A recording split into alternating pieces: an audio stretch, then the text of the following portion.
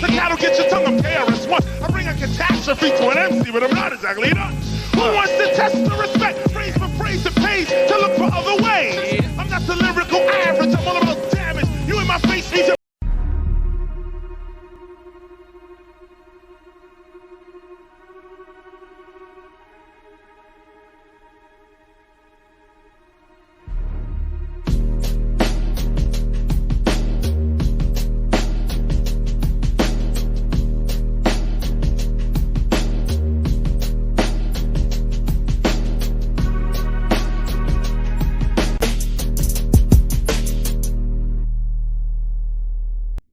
On episode 2 of Bar Exam, we take a dive into Blastmaster KRS-One's Love's Gonna Get Ya, where KRS-One gives a masterclass on the art of hip-hop storytelling, and it's definitely one of his best lyrical performances to date.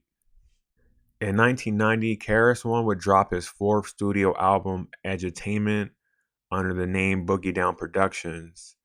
This album is definitely a classic from front to back. The lead single on Edutainment is the song Love's Gonna Get Ya. The bar work on Love's Gonna Get Ya is incredible. Some of the biggest highlights to the song is the subtle details, the story narration, the beat, and also keeping the listener engaged the entire time, all while making a great song that has a lot of replay value. Hip-hop storytelling is an art. On the surface, it may seem easy enough just to write a rhyme with a story and just put it out, but it's not that simple. Because the story has to be unique, it needs to engage the listener, and it has to have something about it that would draw the listener back to it over and over to really accomplish the mission. One of the key pillars of hip-hop storytelling is Slick Rick. Slick Rick was part of Dougie Fresh's Get Fresh crew. In 1985, Lottie Dottie would drop on the B-side of the show. Now, Lottie Dottie would give the world a glimpse of a charismatic story from Slick Rick over a dope beatboxing by Dougie Fresh. In the 1980s, hip-hop storytelling started to rise, especially in 1986 when Schoolie D dropped Saturday Morning and Ice-T dropped 6 in the Morning. Sonically alone, the beats on these tracks had listeners coming back over and over again, not only to hear the story, but this was something that you can really ride around to. 3 years after Lottie Dottie drops, Slick Rick becomes a solo artist and drops A Children's Story, which was one of the most successful and one of the biggest hip-hop songs of all time. This song was very important because it was not only marketable to all audiences, it would just show and start a trend for hip-hop stories going forward. Now, rolling into the 1990s, MCs would continue the trend from coast to coast, adding hip-hop stories on their albums.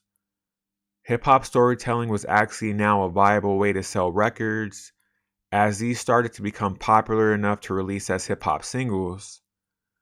A lot of rappers didn't really need to have a club or party track to sell records. They could just make a dope storytelling song as a single.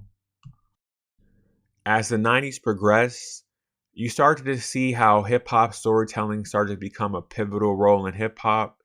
And not only that, the stories became more detailed, more intricate, and now you started to see the storytelling come to life as the music videos played an also crucial role in delivering the storytelling product. And just when you thought storytelling couldn't get any better, right at the year 2000, Eminem drops Stan, which is one of the biggest and best hip-hop storytellings of all time, really upping the ante on not only hip-hop storytelling, but also how creative it's come from the 80s up until now. And then in 2012, Kendrick Lamar would drop the brilliant song Art of Peer Pressure, which puts you into a car full of young teenage kids with nothing better to do and doing everything that their mothers told them not to do. And it's a fun ride as you can visualize exactly what's happened moment by moment, and then also adding to the legacy of hip-hop stories before that. KRS-One's Love's Gonna Get You brings up a lot of topics: single parent homes, the easy accessibility of drugs, the major boost of instant income, and definitely how it impacts everyone around you. And what's very interesting is the same sentiment from the song is also echoed in other songs in hip hop. If you look at Above the Law's Black Superman, the second verse is exactly what KRS-One is talking about in Love's Gonna Get You. And it's not that they're repeating what KRS-One is saying. It's just more highlighting the lifestyle that KRS-One is talking about in Love's Gonna Get You.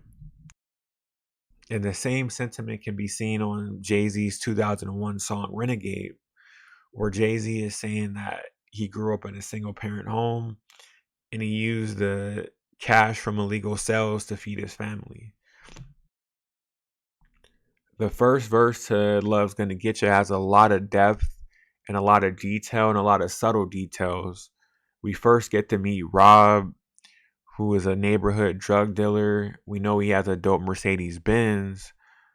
But on the flip side, KRS-One says that the fourth time this week, a brother is shot from selling drugs. So we kind of see the lore of selling drugs, but at the beginning of the song, he tells you the outcome of what can happen. KRS-One also introduces you to the main character, which is a junior high kid. So this is a very young man, also saying that he gets really pretty good grades and he's just better off going to the arcade after school and just trying to live through everything that's going on in his neighborhood. And the one cool part about the song too is when he says that he goes upstairs, he hugs his mother, kisses his sister, and punches his brother. That just makes it more relatable to just any audience member that has siblings that can just identify with just regular home life. And the next bar kind of points out the impact of poverty, how it can affect you not only at home, but potentially at school, wearing the same clothes over and over, your self esteem, and things that come with that. So, KRS-One starts to explain the impact of just going to school with the same clothes on just about every single day. And then also starts to talk about how there's not enough food in the house, or maybe not the desired food that everybody wants. And then just seeing how his mom living in a single parent home is struggling and he's feeling like he has to do something. He has to kind of take over the home. And now the second act of the story starts to take place.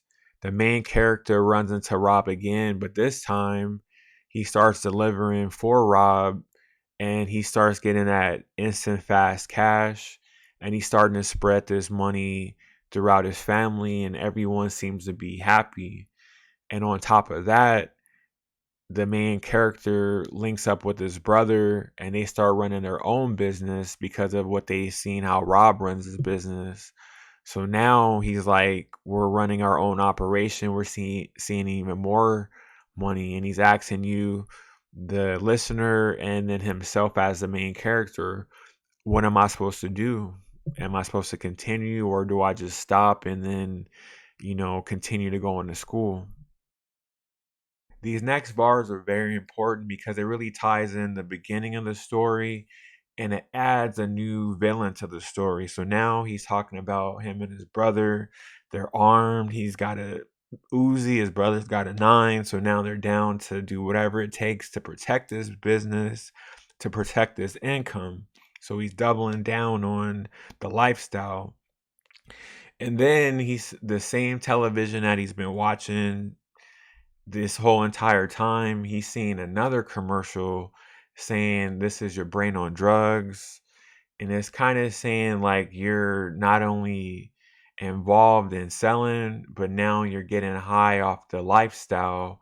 And it's almost like a that angel on your shoulder from the beginning saying, hey, maybe you should change your route, maybe you shouldn't do this. So it's also just saying, hey, this might be a good time to get out.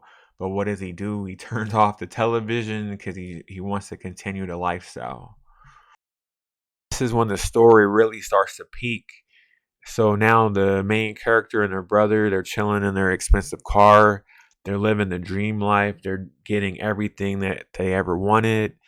And now, in a blink of an eye, when you deal with drugs, anything can happen at the drop of a dime. Rob is reinserted back into the story. Now he's on the opposite end. Now he's an enemy towards the main character, even though they were cool at the beginning of the story. Gunshots go off. The main character brother is hit. Now they know it's Rob. Now what's the next step?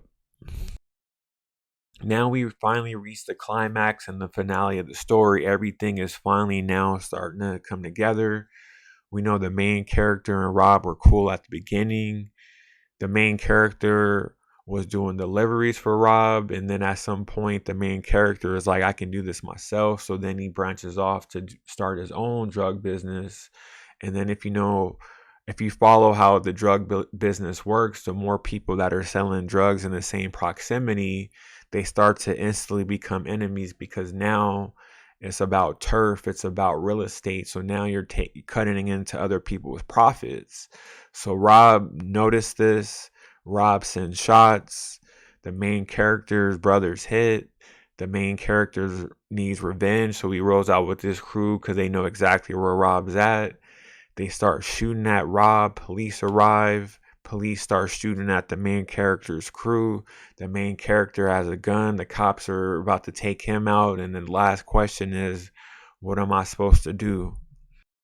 This was definitely a masterclass on storytelling on behalf of KRS-ONE. Love's Gonna Get You. Just showing how the material life and the material and the love for material things can have a huge impact on not only you but your family, and then just your family going forward. Because if you look at the story says this young kid, he's doing pretty good in school, but he decides to sell drugs. Now at the beginning of the story, the kid is well aware that four other youth his around his age or maybe a little older were shot, and not only shot but four times in 1 week. So this is a high volume of shootings for being in the drug game. So he's aware of that.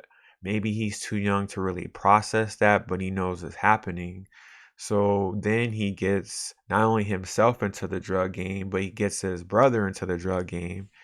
His brother ends up getting shot. So that's one aspect.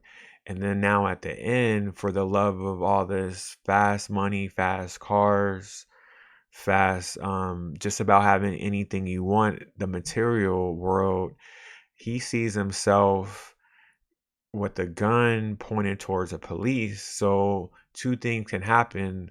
A shootout's gonna happen and he's probably gonna end up dying, or the latter is him putting his gun down and then ultimately going to jail for everything he's done. So this is a cautionary tale, just because KRS-One highlighted the ups of drug selling, but also the pitfalls of drug selling, which hip hop, a lot of hip hop shows you the glamour, but not the downfall. So I think this was a very great story, and just another way to show how MCing, how lyrical bars can really expand the mind and really not only teach, but just show that storytelling will always have its place in hip hop and its importance.